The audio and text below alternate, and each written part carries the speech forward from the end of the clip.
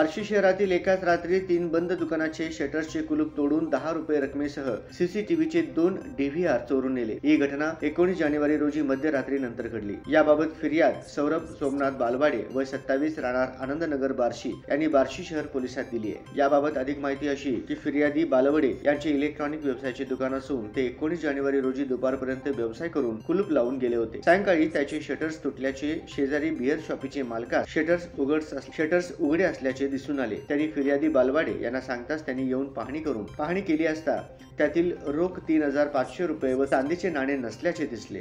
तर त्यांच्या शेजारीच असलेले केदार भुजबळ यांचे मेडिसिन स्टोअर असून त्यांचेही शटर्सचे कुलूप तोडून चोरी झाल्याचे कळविताच त्यांनीही येऊन पाहणी करताना कुलूप तोडलेले व शटर्स उचकटून गल्ल्यातील रोख 6000 रुपये नेल्याचे दिसले। तसेच मोनिल दोशी दुकानाच्या शटरचे लॉक तोडून त्यातील साहित्य व्यवस्थित दिसले, परंतु दुकानातील सीसीटीव्हीचे 2 VCR चोरीस गेल्याचे दिसले। याबाबत 3ही चोऱ्यांमध्ये 16,000ची चोरी झाल्याचे फिर्यादीत म्हटले आहे।